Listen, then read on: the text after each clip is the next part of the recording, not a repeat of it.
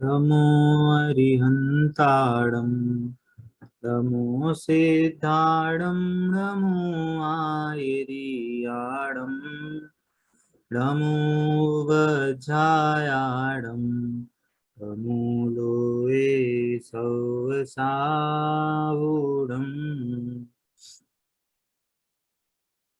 अभी हमारी मंगल प्रज्ञा 3 का हमारा 5वां पाठ है,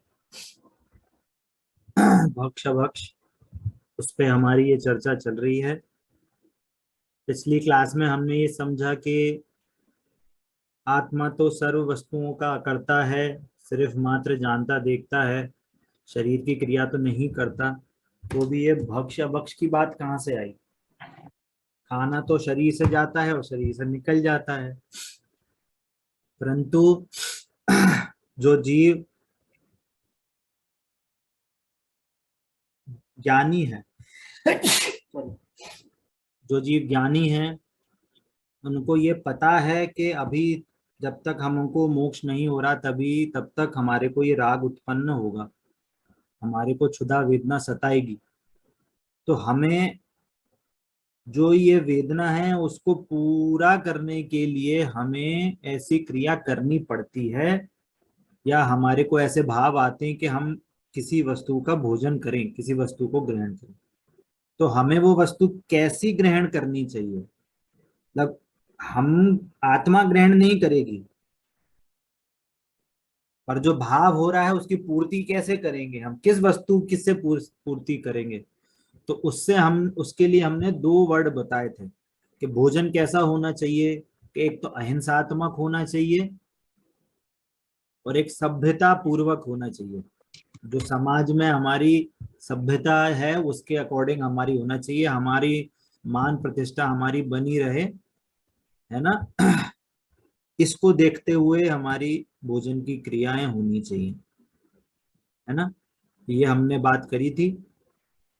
और दूसरा बात, भोजन आदि जो भी करें हम, वो हमारे साधना में बाधक नहीं हो, गलत इफेक्ट नहीं डाले, क्योंकि वो जो भोजन होगा वो इनडायरेक्टली शरीर पे इफेक्ट डालेगा, और वो सॉरी डायरेक्ट इफेक्ट शरीर पे डालेगा और इनडायरेक्ट इफेक्ट हमारी साधना पे डालेगा।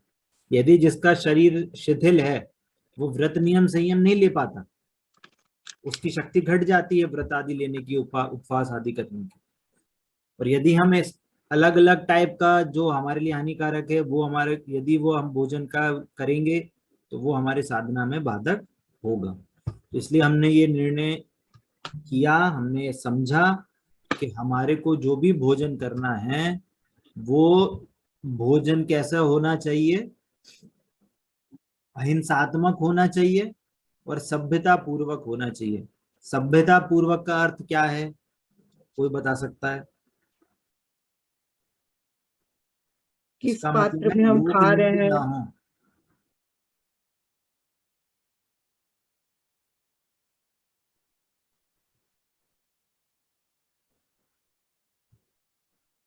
जो हम भोजन बना कि रहे हैं वो समाज चीज का मान,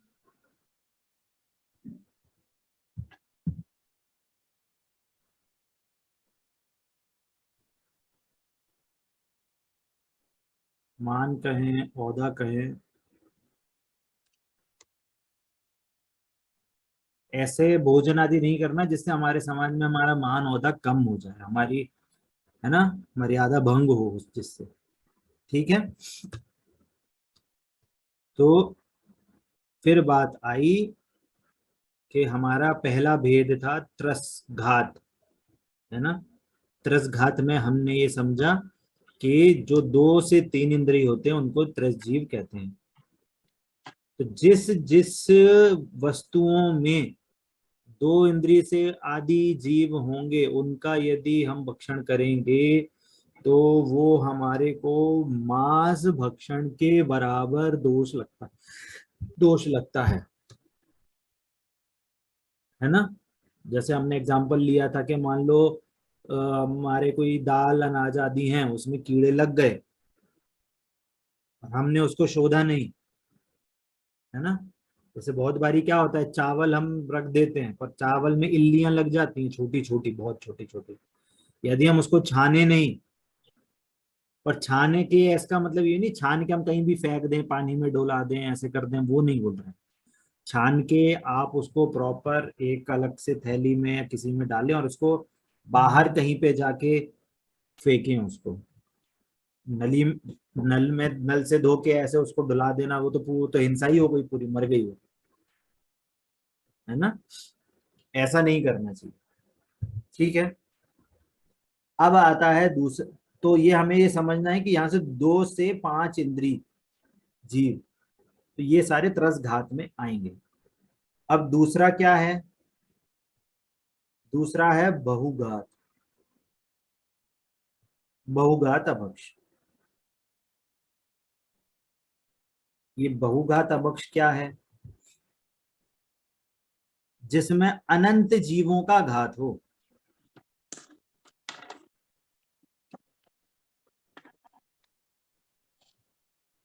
अब ऐसी कौन सी वस्तु है जिसमें अनंत जीव होते हैं? एक इंद्री। ये है? आलू गाजर मूली जमी कंद जो चीजें होती हैं। क्या बोला, वापस बोलिए। जमी कंद में आलू गाजर मूली तो शकरकंद। ये तो स्पेसिफिक वस्तु हो गई, है ना। उसमें अगर कैटेगरी वाइज बोलेंगे तो क्या बोलेंगे? हाँ, हम्म। एक इंद्रिय जीव। जमी स्थावर कंद जीव में के तो होती ही हैं। जमी कंद के स्थावर ऊपर भी, जमी कंद के अलावा भी अगर कोई, स्थावर स्थावर जीव। नहीं तो स्थावर नहीं, स्थावर तो है ही। मैं समझाता हूँ, देखिए। जैसे क्या, एक इंद्रिय जीव होते हैं, है ना। 2 इंद्रिय की बात अपन ने ऊपर कर ली। 2 से 5 इंद्रिय का घात करें वो तो त्रस घात हो गया। अब बहुघात में एक इंद्रिय की बात आ रही है। एक इंद्रिय में क्या क्या है? पृथ्वी काय जल काय अग्नि पानी, वायु। है? पृथ्वी काय पानी, जल काय अग्नि काय वायु काय अग्नि, और वनस्पति काय। वायु, वनस्पति। पृथ्वी और वनस्पति। ठीक है। ये 5 टाइप के एक इंद्रिय जीव होते हैं। अब इसमें समझना, अग्नि है ना। अब बार बार यदि आप अग्नि जलाओगे, गैस जलाई गैस बंद करी, गैस जलाई गैस बंद करी, तो आपको बार बार अग्नि का एक तो जलाने मारने का वो आपको दोष लगेगा। इसलिए जो लोग पुराने जमाने के लोग होते थे, जो सिगड़ी में खाना बनाते थे, उनको ये पता होता था कि कितने टाइम पे चावल बन जाएंगे, कितने में सब्जी पक जाएगी, कितने में उनकी दाल उबल जाएगी और कितने में उनकी रोटी बन जाएगी। कितनी लकड़ी लगाएं या कितनी उसमें कोयले में जलाएं, तो वो उतना ही जलाते थे। तो जैसे मान लो 200 ग्राम मान लो कोयला आपने जलाया, तो कितने घंटे चली? तो भैया 2 घंटे चली। पर आपको सारा काम हो रहा है 1.5 घंटे में, 1 घंटे में, तो वो कम कर लेंगे कोयला। और कोयला भी जलेगा कितना? मान लो 1 घंटा चला, 1 घंटे के बाद आग तो नहीं रही पर उसकी आंच आधे घंटे तक और जली, तो वो उतना ही कोयला आदि जलाते थे। वैसे ही जो हमारी गैस आदि आजकल जो सिस्टम है, तो बहुत से लोग ऐसा करते हैं कि एक गैस जला के उसी में ही बार बार चीजों को यूज करते हैं, बार बार बंद जलाना नहीं करते, है ना। उसमें एक दोष है ये, है ना। ये बहुत बड़ा नहीं है, बट एक कहना चाहिए कि एक प्रेजेंस ऑफ माइंड की बात कहें कि हम जल्द बार बार नहीं करें काम, जल्दी जल्दी काम कर लें, वो उसके लिए है ये वाली बात। स्पेसिफिक तो कहना चाहिए बड़ा दोष नहीं है। इससे भी और बड़े दोष हैं, वो अभी अपन बात करेंगे। जल है ना। हमारा पानी छानने का जल में भी हमें पानी छानने का हमारा नियम होना चाहिए। हमारे को अगर करना है तो हमें उसको पानी छानने की हमें विधि पता होनी चाहिए। वायु कायक है तो वायु कायक तो है ही, है ना। तो बहुत से लोग बोलते हैं जरूरत हो तो ही पंखा चलाएं, जरूरत हो तो ही एसी चलाएं, या तो एसी तो चलाएं ही नहीं। है ना, तो इसकी भी कम से कम हमको करना चाहिए। पृथ्वी कायक है, पृथ्वी में भी हमको ध्यान रखना चाहिए कि कैसे चल रहे हैं, कैसे जा रहे हैं, कौन सी क्या कहते हैं, कौन सी उसके हिसाब से चल रहे हैं हम। इन चीजों का ध्यान रखने, ये सारी चीजें, साफ सफाई में हम लोग कैसे काम कर रहे हैं, वो सारी चीजें हम ध्यान रखनी चाहिए। और अभी विशेष बहुघात में विशेष बात आती है वनस्पति की। ये सब तो क्या है कि पृथ्वी, वायु, जल, अग्नि, ये असंख्यात जीव हो सकते हैं, इनमें अनंत जीव नहीं होते इनके शरीर में। वनस्पति में अनंत जीव की बात आती है। ठीक है, अब यहाँ पे कुछ बाइफर्केशन होगा, चार्ट बनेगा, उसको आप समझने की कोशिश करिएगा। ठीक है, तो जो वनस्पति है इसको दूसरे में लेते हैं। ठीक है, जैसे वनस्पति हुई। ठीक है, वनस्पति के दो भेद होते हैं। क्या है? एक है साधारण प्रत्येक। और एक होती है प्रत्येक।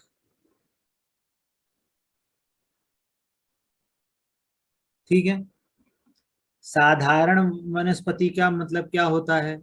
साधारण वनस्पति का मतलब होता है एक शरीर के आश्रित अनंत जीव होते हैं।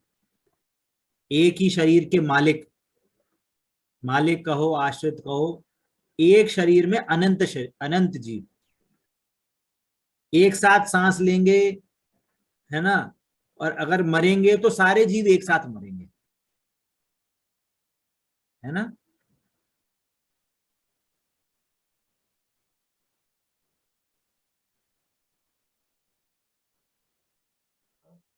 भैया जी इसका एक उदाहरण। बताता हूँ,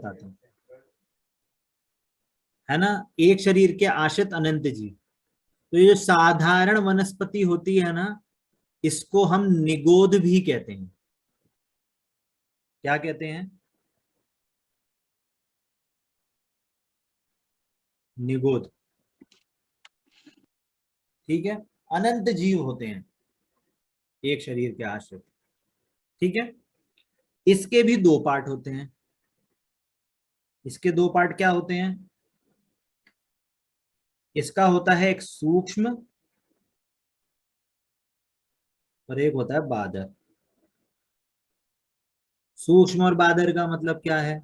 सूक्ष्म का मतलब होता है कि वो किसी बाधा को, उससे कोई अटकता नहीं है। जैसे बहुत से ऐसी चीज होती है, जैसे दीवार है सामने, ऐसे बहुत से जीव होते हैं जिसके आर पार चले जाते हैं, इतने छोटे होते हैं, उनको बाधा नहीं होती। दीवार से, पर्दे से, कांच से, ग्लास से, इनसे बाधा नहीं होगी। हमें क्या है, जैसे हम हैं, हम भी बादर जीव हैं, बादर मनुष्य हैं हम। तो हम क्या, हम दीवार से, हम अगर हम टकराएंगे तो हमें हमें बाधा होती है ना।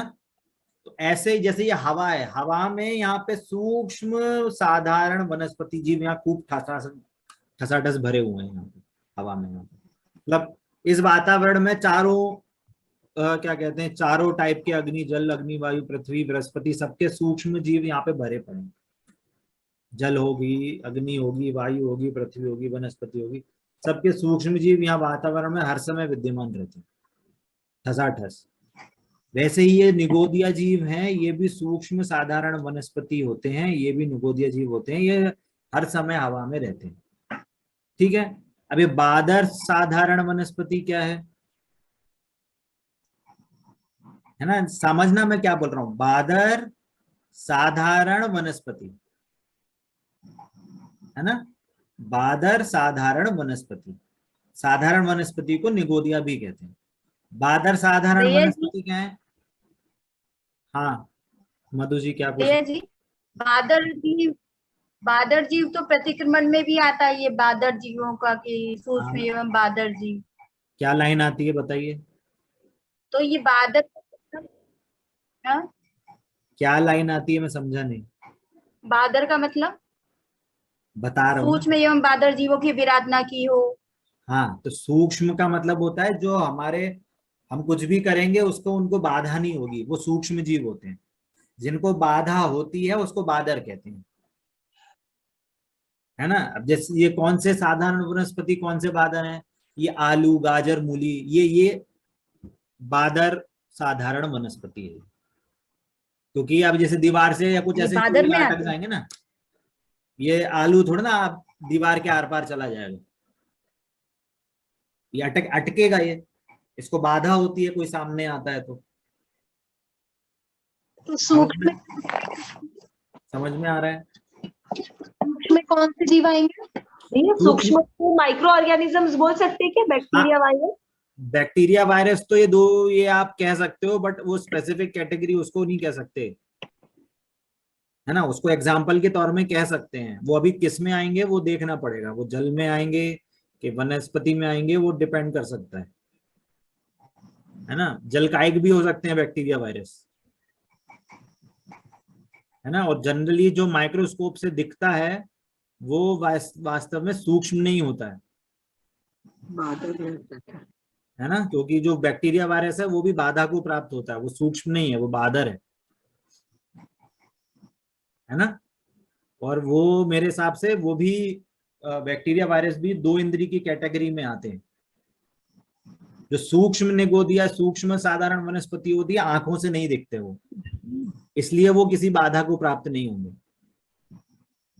है ना। जो बादर उसे सेल्स बोल सकते हैं क्या? I think so.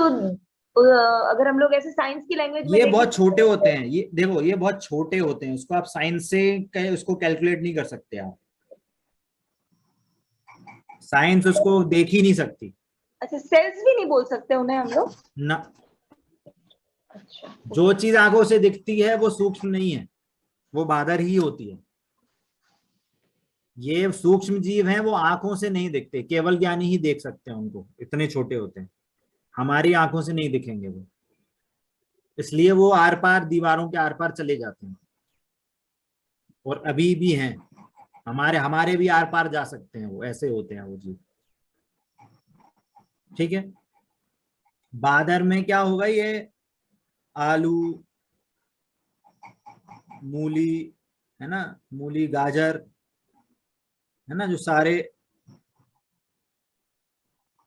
ये जो कंदमूल हैं, ये सब बादर की कैटेगरी में आएंगे। अब समझना, जो हम ये एग्जाम्पल बोलते हैं कि सुई की नोक हमने आलू में डाली और जितने शरीर उस पे आए, उसमें इतने शरीर हैं कि जितने आज तक सिद्ध हुए हैं, हो रहे हैं और होंगे, उससे भी अनंत गुना जीव उस आलू उस सुई की नोक में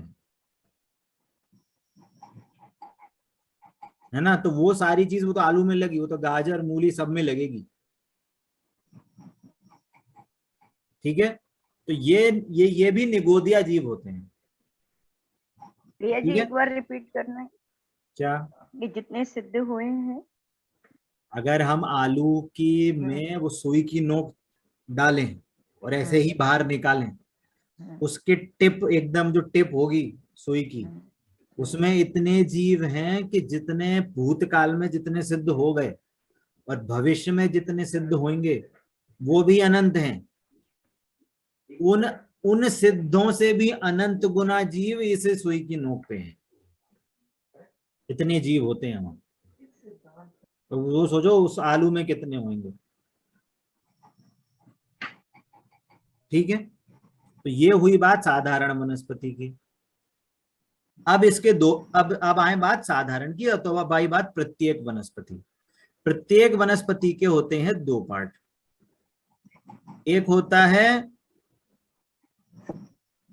सप्रतिष्ठित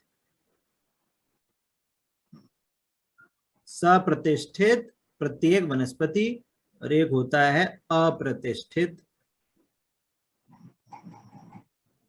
प्रत्येक वनस्पति। अब ये क्या चीज हो गई, है ना।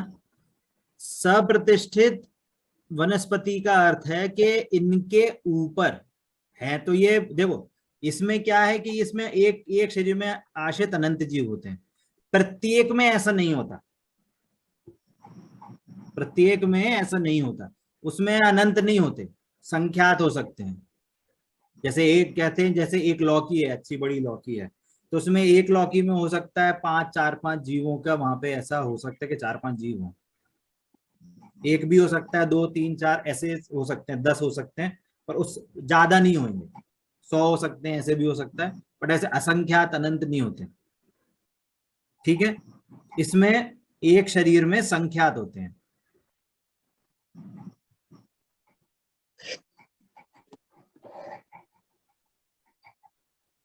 ठीक है, असंख्यात भी हो सकते हैं, वो स्पेशल, वो भी हम समझ सकते हैं उसको। ठीक है, वैसे मेरे हिसाब से असंख्यात भी हो सकते हैं, असंख्यात भी हो सकते हैं। ठीक है, असंख्यात ही गिनते हैं। अब असंख्यात अनंत से बहुत छोटा है। असंख्यात क्या है? अनंत से बहुत छोटी क्वांटिटी है, बहुत छोटी क्वांटिटी है ना। इसलिए हम हमेशा प्रत्येक वनस्पति ग्रहण करते हैं कि हम उतने जीवों का घात, जैसे बोलते हैं ना कि हरी में भी तो वो दोष है ना, लौकी कद्दू आदि, वो भी तो, उसमें भी तो हिंसा हो रही है। बोल रहे हैं हाँ हिंसा हो रही है, पर हमारी इतनी हिंसा नहीं हो रही जितनी इसमें साधारण वनस्पति में हो रही है। उसमें अनंत जीव राशि का नाश हो रहा है, यहाँ पे असंख्यात हो रहा है। अब हम वो हमारी लिमिटेशन है, हम इससे ज्यादा कम हिंसा करके हम जीवित नहीं रह सकते। समझ में आ रही है बात? इसलिए वो एक एंगल से वो अलाउड है। पर जब हमारी अष्टमी चतुर्दशी आती है तो हम बोलते हैं कि नियम संयम से रहो। इसलिए हम ट्राई करते हैं ऐसी चीजों का ग्रहण कि जो, इसलिए वनस्पति का मतलब सब्जी आदि का अष्टमी चतुर्दशी का लोग, बहुत से लोग नियम लेते हैं कि हम अष्टमी चतुर्दशी को, या अष्टानिका चल रही हैं या 10 लक्षण चल रहे हैं, तो हम उस टाइम पे हरि का त्याग करते हैं, हम उनको ग्रहण नहीं करेंगे। तो वो असंख्यात जीवों का भी घात नहीं होता। ठीक है, इसलिए साधारण के मुताबिक यहाँ प्रत्येक में असंख्यात जीवों का यहाँ पे घात होता है, वहां कंपैरिजन में। अब यहाँ प्रतिष्ठित और सप्रतिष्ठित और अप्रतिष्ठित का क्या लॉजिक है कि ऐसी सब्जियां है ना, ऐसे फल जिनके ऊपर साधारण वनस्पति हो सकती है। क्या बोला? सप्रतिष्ठित में साधारण वनस्पति होगी, वनस्पति।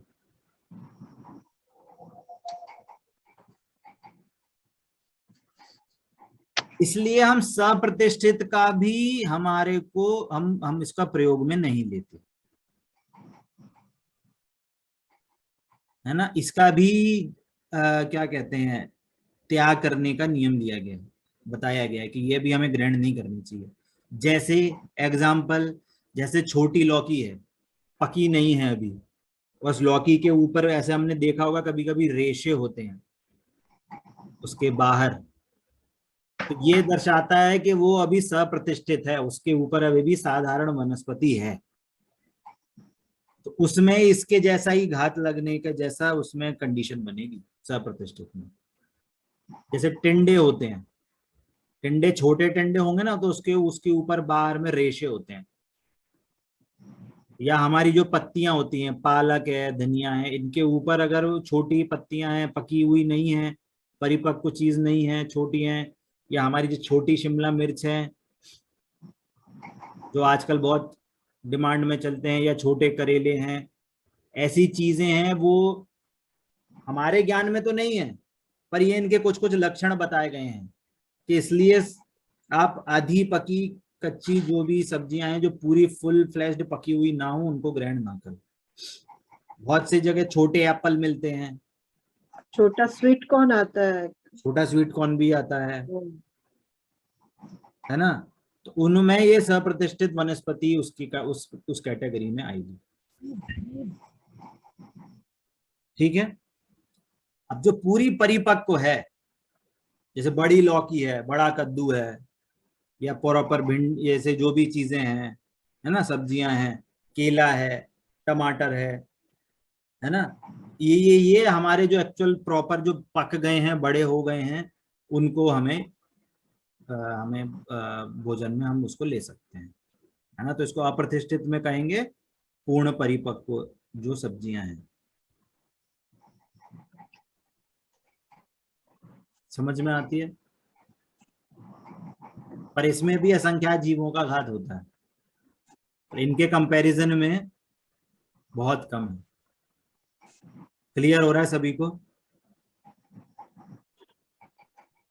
तो बहुघात में क्या क्या आएगा? ये कंदमूल आदि, या जो सप्रतिष्ठित वनस्पति की, प्रत्येक वनस्पति जो सब्जियां हैं उनका भक्षण करेंगे तो इसमें बहुघात आएगा। क्लियर हो रहा है सभी को?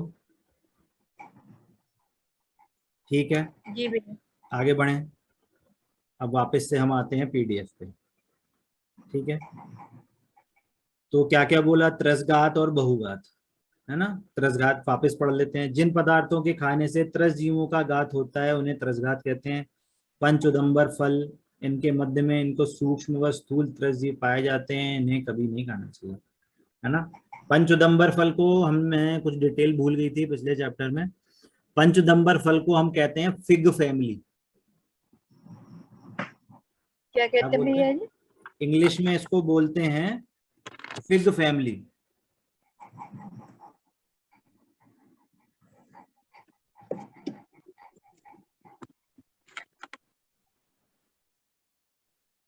फिग फैमिली फ्रूट्स कहते हैं इनको। ये सब एक ही कैटेगरी के हैं, है ना? इवन जो कटहल है, कटहल भी इसी फैमिली में आता है ना? इसमें ये हमारे, इसलिए ये जो है त्रसघात में आते हैं ये वाले पंचउदंबर फल, है ना? आगे क्या बोल रहे हैं कि देखो यहाँ पे जो हमें दिया गया है चार्ट, क्या बोल रहे हैं? जिन पदार्थों के खाने से बहुत अनंत स्थावर जीवों का घात होता है उन्हें बहुघात कहते हैं। जैसे समस्त कंदमूल, जैसे आलू, गाजर, मूली, शकरकंद, लहसुन, प्याज आदि पदार्थों में अनंत स्थावर निगोदीय जीव होते हैं। कौन से अनंत स्थावर निगोदीय जीव? ये आएंगे आपके बादर साधारण वनस्पति। ठीक है, एक क्वेश्चन आ सकता है कि आलू में कौन सी वनस्पति पाई जाती है? तो उसमें आएगा बादर साधारण वनस्पति, है ना? अब जैसे ये है फूल गोभी है, पत्ता गोभी है, इसमें कौन सी आएगी? ये कंदमूल तो नहीं है, ये इसमें आएगी सप्रतिष्ठित प्रत्येक वनस्पति। कच्ची लौकी है ना?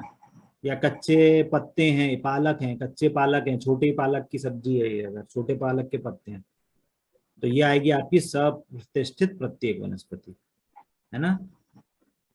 क्योंकि अब ये इसमें भी साधारण वनस्पति आ रही है सप्रतिष्ठित में, इसमें भी निगोदिया जीवों का घात होगा।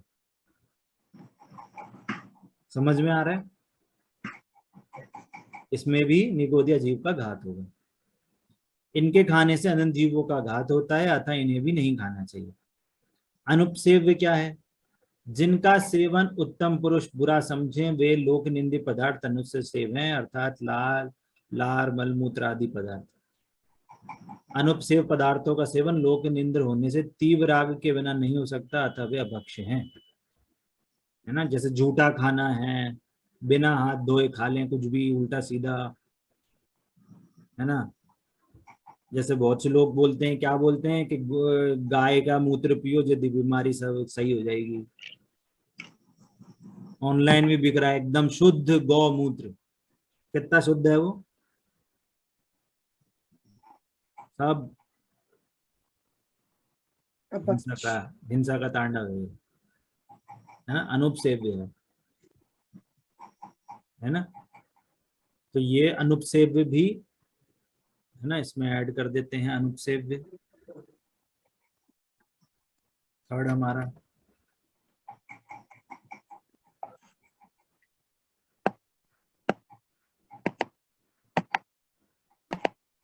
अनुपसेव्य। अनुपसेव्य मतलब लोक निंदे।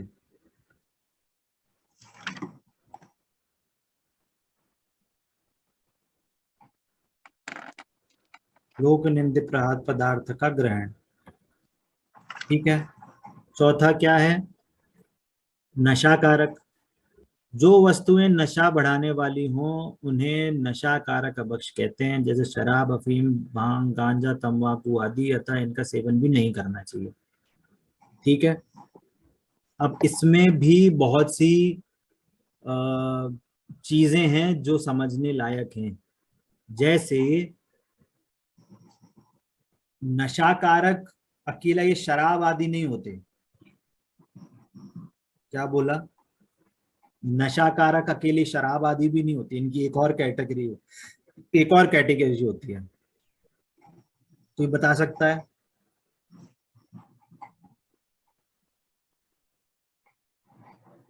किसी भी वस्तु का लत लग जाना।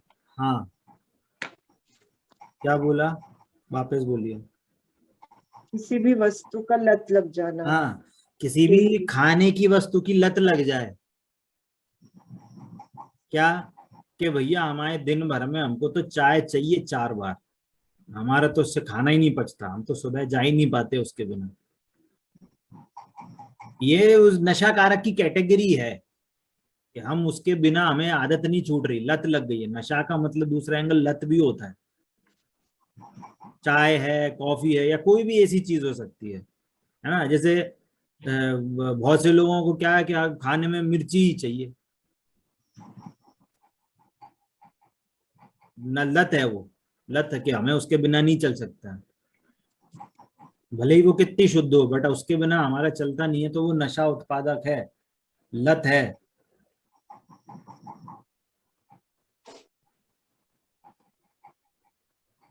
ठीक है, इसको मैं शॉर्ट में ही बोल रहा हूं, अब आप अपने हिसाब से समझ सकते हो इसको।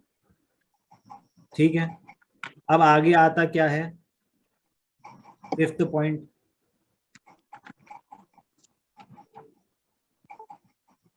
तथा जो वस्तु अनिष्ट हानिकारक हो वो भी अभक्ष है, क्योंकि नुकसान वाली करने वाली चीज को जानते हुए भी खाने का भाव अति तीव्र राग भाव हुए बिना नहीं होता, इसलिए वो त्याग करने योग्य है ना।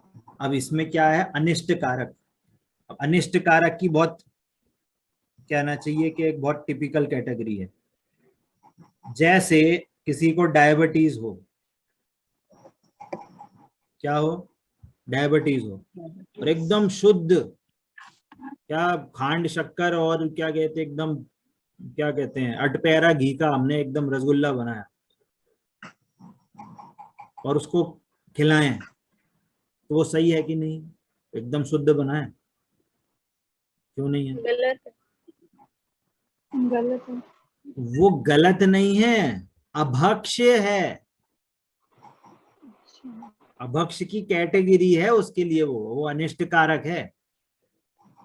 डायबिटीज वालों को तो स्वीट मतलब मैं एक एग्जांपल बता रहा हूँ, इसमें हमें ये समझना है कि सामने वाले की शरीर की कैसी तासीर है, कैसा मौसम चल रहा है। अब शीत मौसम चल रहा है और आप ठंडी ठंडी चीजें खाओ, बर्फ खाओ, ये खाओ, दही दही की लस्सी पियो, तो ये अनिष्ट कारक अभक्ष है, ये अभक्ष की कैटेगरी है वो। इसलिए अगर कोई श्रावक है और मुनिराज को आहार करा रहा है, तो उसको ये प्रॉपर पता होना चाहिए कि आचार्य को या मुनिराज को, कोई भी उनके सामने जो आ रहे हैं मुनिराज, उनकी कैसी दिनचर्या है, उनकी कैसी, उनके सामने शरीर कैसा है उनका, उनकी ठंडी तासीर है शरीर की कि गर्म तासीर, कैसा मौसम चल रहा है, उनको कौन सी चीज उनके साधना में हानिकारक तो नहीं है। जैसे बहुत से मुनिराज है दूध नहीं पीना चाह रहे वो, और आपने दूध पिला दिया, दूध की बनी वस्तु मिठाई खिला दी, अब उनको आलस आ रहा है दूध पी के, उनकी साधना में बाधक बन रही है, तो आपको उसका एक पाप आपको भी बंधेगा कि आपने वो ऐसे पदार्थों का सेवन कराया, दोष उत्पन्न करा रहे हो आप उनकी साधना में। तो वो सेम चीज हमारे पे भी लगेगा। हमें ऐसी वस्तुएं सामने वाले को नहीं खिलानी है जिससे कि उसका अनिष्ट हो, उसको उसकी साधना में दिक्कत होए, आदि आदि, है ना। तो जो शरीर का क्योंकि देखो साधना है वो शरीर के साथ ही होगी। जब तक ये शरीर हमारा है हमें इसके साथ, हमें इसको कैसे बोलते हैं ना कि पड़ोसी के साथ बना के चलनी चाहिए, वैसे ही जब तक मोक्ष नहीं हो रहा हमें भी इस शरीर के साथ बना के चलनी पड़ती है ना। तो इसलिए ये जो शरीर को अनिष्ट पहुंचाए, उसकी उसकी कंडीशन चेंज करे, उसमें शिथिलता पहुंचाए, उसको आगे नहीं बढ़ने दे, तो इसको हम अनिष्ट कारक अभक्ष कहते हैं। ठीक है। तो भव्य आगे क्या बोलता है, आज से मैं भी अभक्ष पदार्थ को काम में नहीं लूंगा, भक्षण नहीं करूंगा। मैं तुम्हारा उपकार मानता हूं जो तुमने मुझे अभक्ष भक्षण के माँ बाप से बचा लिया। शरीर के सहस्त्र खंड होने पर भी जैनी तो अभक्ष भक्षण नहीं करता है।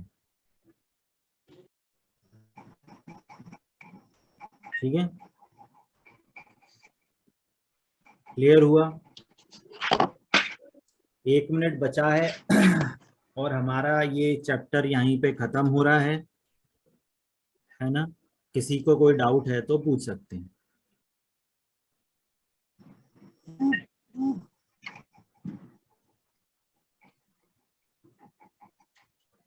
ठीक है। कल आपका एग्जाम नहीं है, मंडे को एग्जाम लेंगे। कल हम सिर्फ डाउट सेशन रख रहे हैं, या फिर हमारा आगे का चैप्टर हम इसको स्टार्ट करेंगे। ठीक है, जो भी एग्जाम होगा मंडे को सेम क्लास के टाइम पे होगा, उसकी डिटेल हम आपको दे देंगे। कल क्लास होगी भैया जी? हाँ, डाउट सेशन होगा। ठीक है, कोई क्वेश्चन आपको नहीं समझ में आया तो आप पूछ सकते हैं। भैया जी कल एग्जाम नहीं है क्या? कल नहीं, मंडे को है। अभी एग्जाम पेपर बन नहीं पाया है। भैया जो क्लासेस थी वो डाउनलोड हो गई है सारी? हाँ हाँ, मैं आज की भी अपलोड कर दूंगा अभी। भैया जी सेकंड चैप्टर से ही आएगा ना? अभी तक का ये भक्ष अभक्ष तक के चैप्टर तक का वो। हाँ जी, क्या प्रश्न पूछ रहे थे आप? राधिका जी आप कुछ पूछ रहे थे? नहीं भैया जी, क्लासेस का ही पूछ रही थी ना, आपने आंसर दे दिया, अपलोड कर देंगे ना आप सारी जो। हाँ हाँ हाँ, नोट जो मैंने पुराने दिए हैं आप कृपया उनको वापस से डाउनलोड कर लें, है ना, तो जिससे कि आपके पास नोट्स भी रहेंगे और आप वापस से पढ़ सकते हो और उनको वापस से रिकॉल कर सकते हो। कल हम डाउट सेशन रखेंगे। कोई भी चीज, अब ये मैं हर चीज का डिटेल में नहीं बता पाऊंगा। कोई अगर पर्टिकुलर चीज अगर आपको नहीं समझ में आ रही है तो आप पूछ सकते हैं। पूरा चैप्टर रिवाइज नहीं कराऊंगा मैं, नोट्स को आपके वो कि अब नोट्स अब आपके पास आ चुके हैं। ठीक है, कोई पर्टिकुलर लाइन का मीनिंग नहीं समझ में आ रहा है, या कोई चीज समझाई थी, कोई चार्ट बनाया था, या कोई वर्ड था जिसका मीनिंग नहीं समझ में आ रहा है, उस पर अपन चर्चा करेंगे, है ना। या उसके रिलेटेड जो सिद्धांत हमने या कोई भी चीज समझा उसका आपको एग्जाम्पल नहीं समझ में आया या वो चीज नहीं समझ में आई तो पर्टिकुलर चीज समझ सकते हैं, पूरा चैप्टर नहीं समझाऊंगा। ठीक है, अभी हाल फिलहाल इस चैप्टर का अगर कोई डाउट है तो पूछ सकते हैं।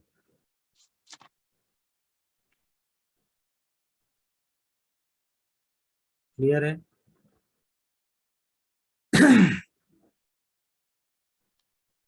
चलिए क्लास फिर यहीं एंड करते हैं। जिन वाणी के ज्ञान से सूझे लोकालो, सो वाणी मस्तक नु सदा देता हूँ दो। बोली द्वादशांग नहीं जिन वाणी माता की जय हो, जय हो, जय। अहिंसामय जैन धर्म की जय हो, जय हो। जय जिनेन्द्र सभी को। जय जिनेन्द्र भैया जी। जय जिनेन्द्र भैया जी। जय जय जिनेन्द्र जिनेन्द्र सभी सभी को। को।